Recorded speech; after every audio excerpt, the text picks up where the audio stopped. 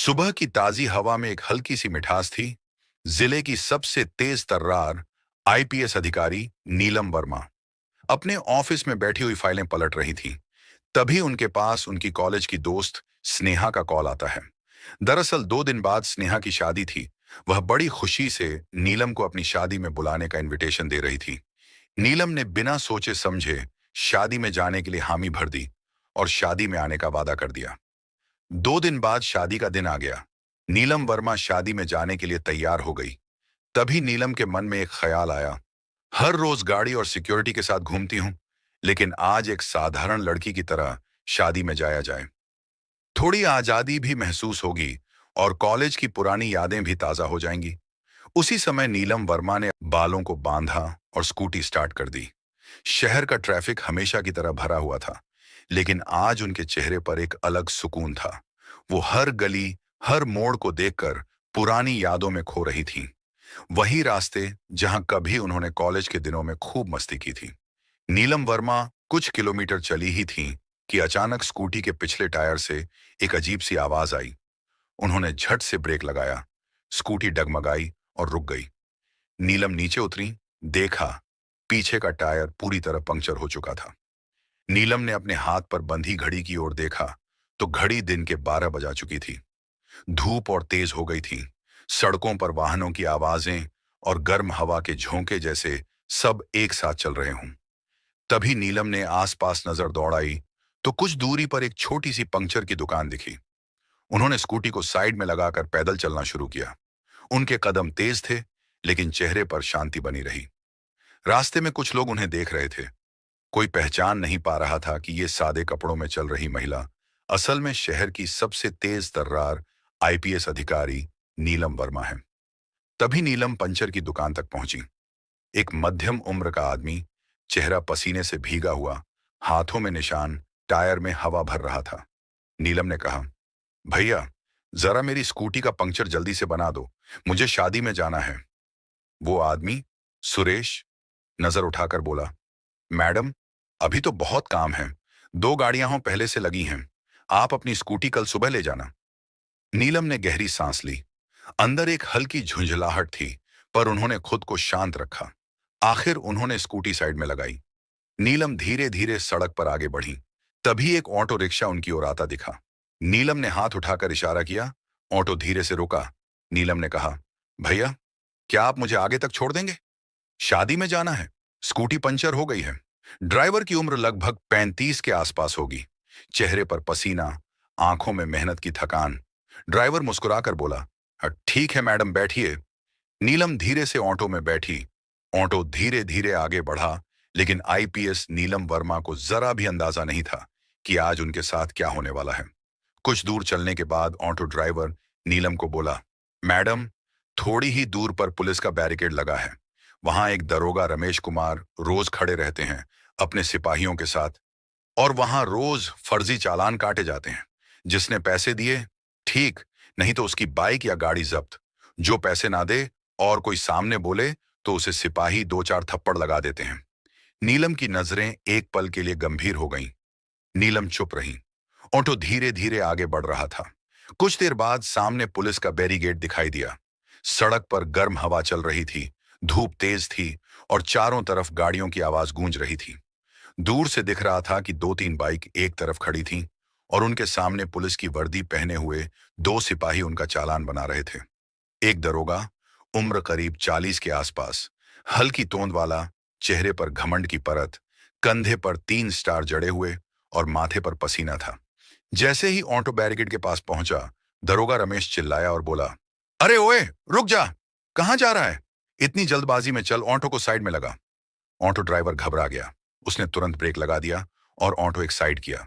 Driver auto से नीचे उतरा ही था कि दरोगा रमेश झट से बोला, क्यों बे, इतनी तेज ऑटो चलाने की इजाजत तेरे बाप ने दी है क्या?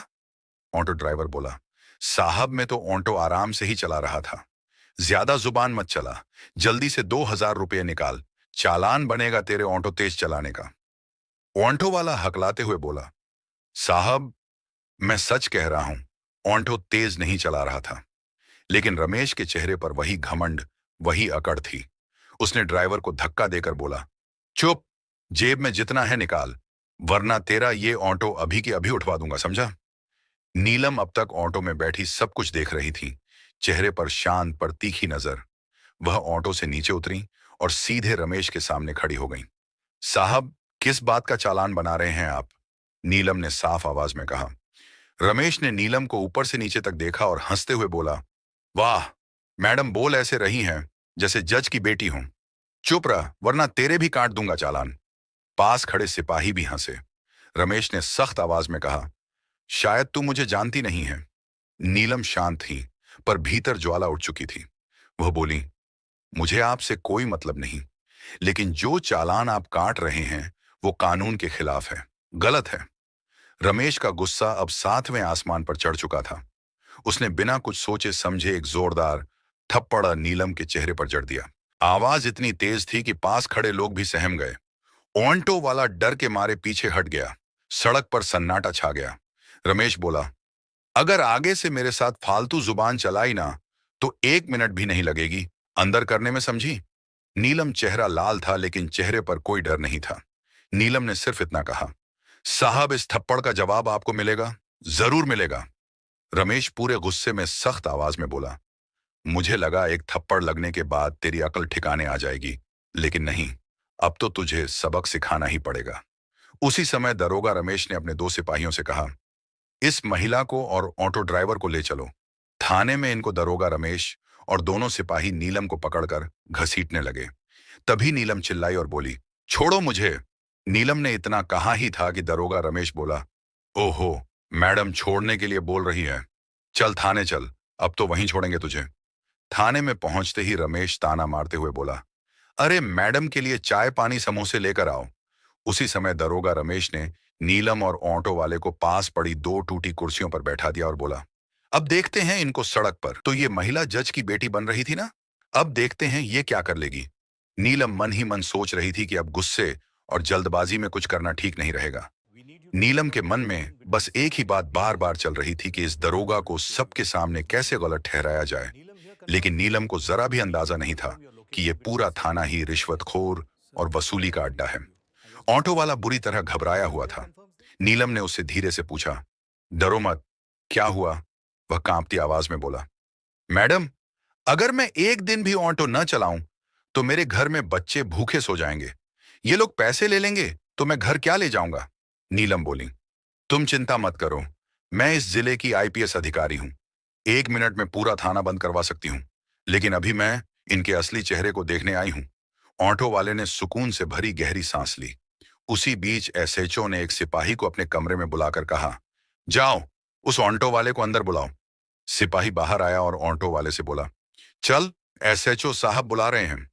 नीलम को नहीं पता था कि एसएचओ भी पूरे खेल में शामिल है। ऑटो वाला जैसे ही अंदर गया, एसएचओ ने दरवाजा बंद करते हुए कहा, देखो, चुपचाप 5,000 निकाल और यहां से चलता बन, नहीं तो तेरा ऑटो जब्त करके तेरे ऊपर चोरी का केस बनाकर तुझे अंदर कर दूंगा। ऑटो वाला घबराते हुए बोला, साहब, मेरे पास 5,000 तो क्या 500 भी मुश्किल से होते हैं। घर में बच्चे भूखे हैं।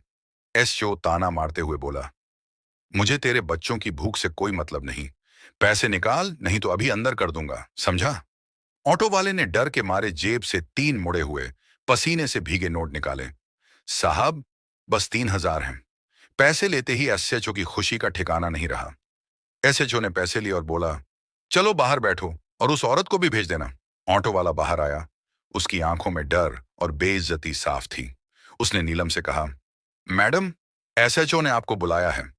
वह धीरे से एसएचओ के कमरे की तरफ बढ़ी। कमरे में जाते ही एसएचओ ताना मारते हुए बोला, ओहो, आ गई, चलो उसको छोड़ो।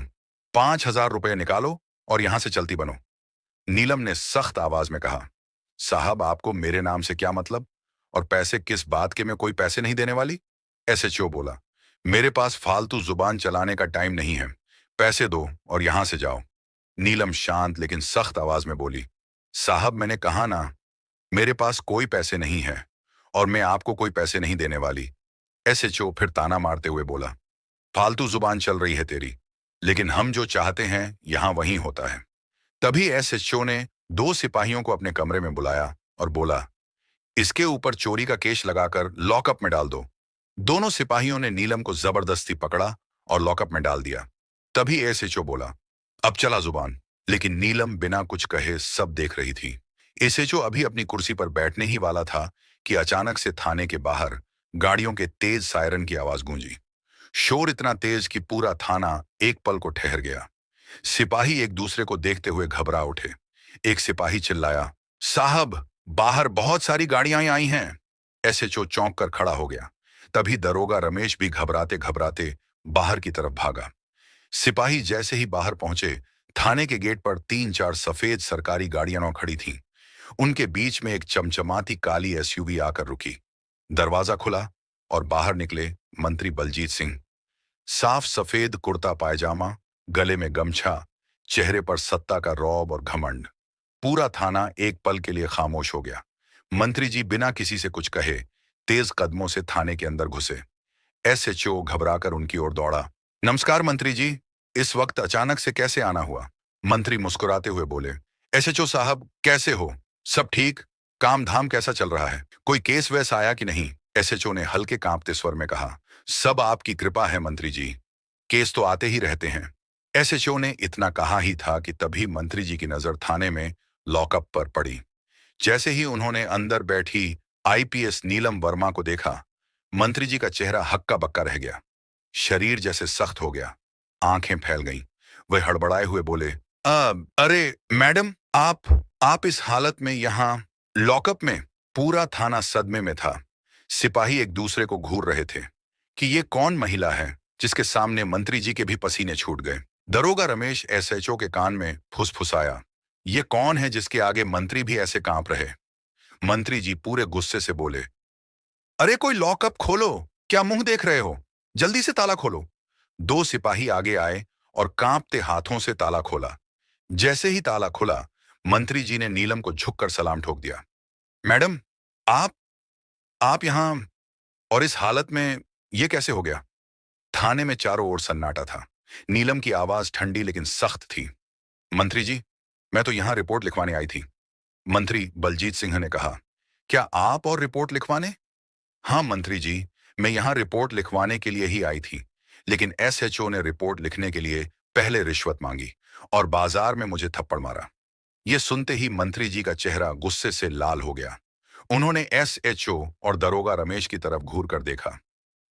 ये थाना है या रिश्वतखोरी और वसूली का अड्डा? आईपीएस अधिकारी पर हाथ उठाया है ना तुमने? तुम दोनों को अभी की अभी और इसी वक्त सस्पेंड किया जाता है। थाने में हलचल मच गई।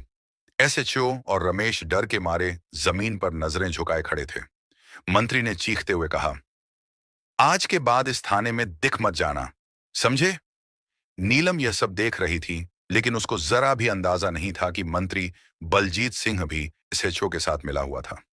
मंत्री जी तो बस दरोगा रमेश और एसएचओ को सस्पेंड करने का झूठा नाटक कर रहे थे, लेकिन दरअसल उनकी चाल कुछ और ही थी। उसी समय मंत्री गुस्से में बाहर निकल गए। नीलम कुछ देर खड़ी रहीं, फिर वह भी वहां से दो निकल पड़ी। बाजार की तरफ जाते हुए उन्होंने सोचा, अब सब ठीक हो गया, आगे खतरा नहीं है।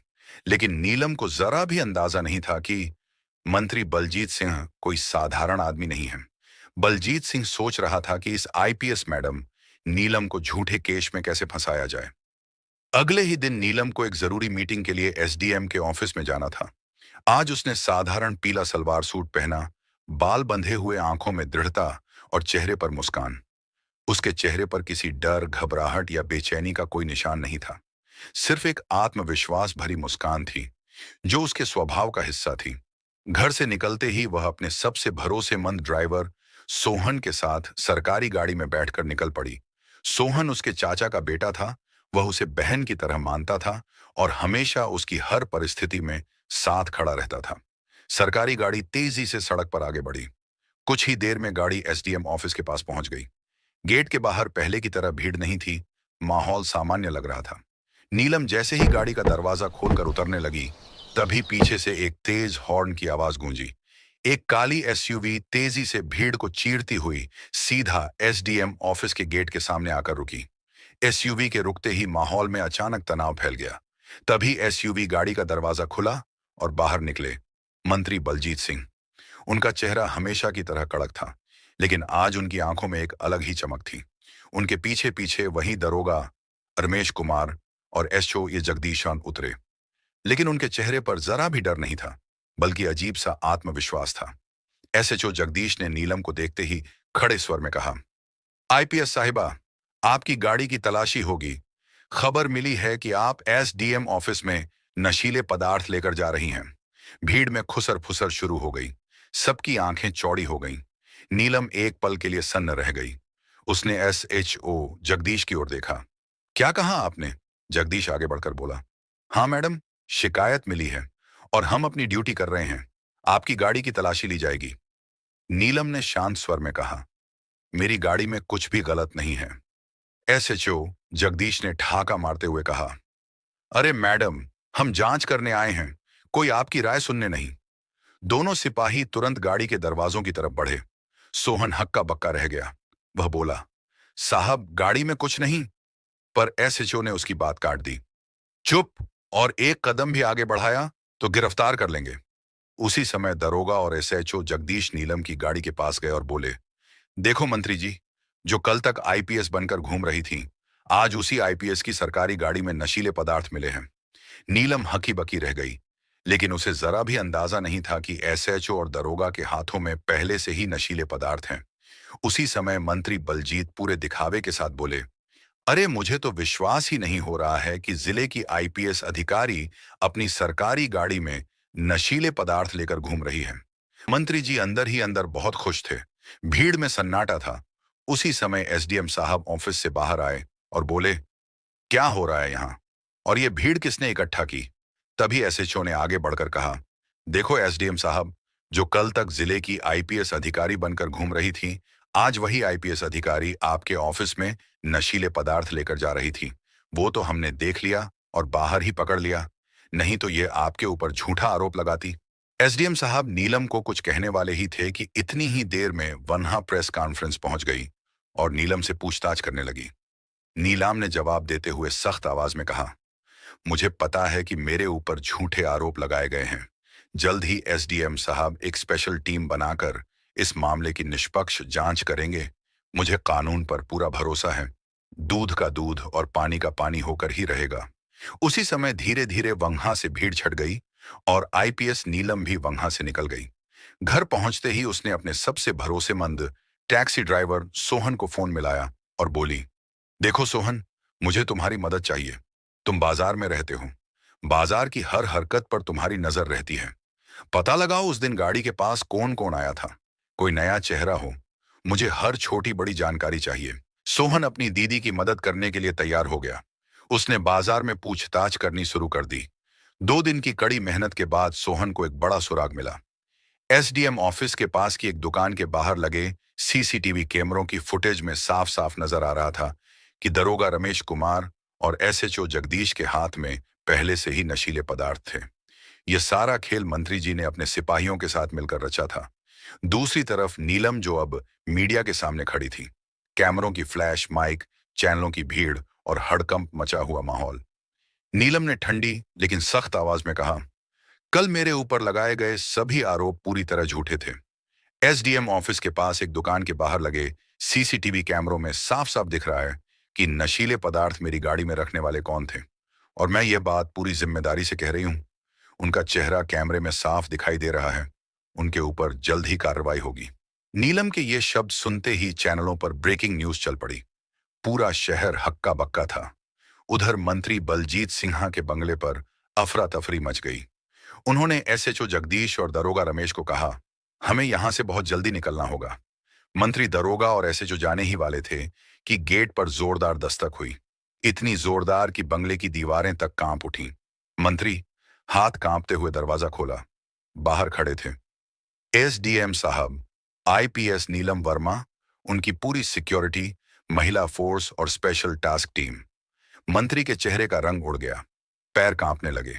उन्होंने हकलाते हुए कहा, ये क्या हो रहा है मैडम?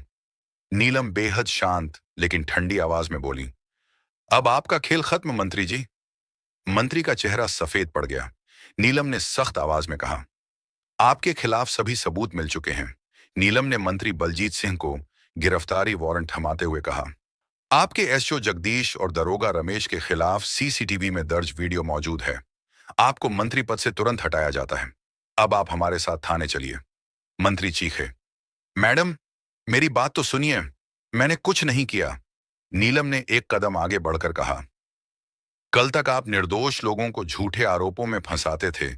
आज कानून ने आपको पकड़ लिया है मंत्री जी। नीलम ने इतना कहा ही था कि दो सिपाही आगे बढ़े। मंत्री दरोगा और एसएचओ के हाथों को पकड़कर हथकड़ियां पहना दी। मंत्री, एसएचओ और दरोगा रमेश को जीप में बैठाकर ले जाया गया।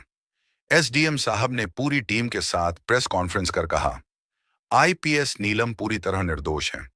इनके खिलाफ झूठी साजिश रची गई थी। मामले में शामिल हर अधिकारी पर सख्त कार्रवाई होगी। जैसे ही नीलम एसडीएम ऑफिस से बाहर निकली, पूरा शहर तालियों की गड़गड़ाहट से गूंज उठा। दोस्तों, यह वीडियो केवल मनोरंजन के उद्देश्य से बनाई गई थी। यह कोई सच्ची घटना नहीं है। इस वीडियो में दिखाए गए सभी पात्र घटनाएं काल्पनिक हैं।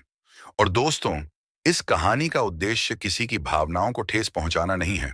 यह वीडियो एआई द्वारा बनाया गया है। किसी भी वास्तविक व्यक्ति या घटना से इसका कोई भी संबंध नहीं है। दोस्तों, मुझे पूरी उम्मीद है कि यह वीडियो आपको जरूर पसंद आई होगी। इस लाइव वीडियो के लिए एक लाइक तो बनता है। ऐसी ही और वीडियो देखने के लिए हमारे चैनल को सब्सक्राइब जरूर करें और वीडियो को अपने दोस्तों के साथ शेयर करना ना भूलें। तो दोस्तों, मिलते हैं अगली वीडियो में एक नई कहानी के साथ।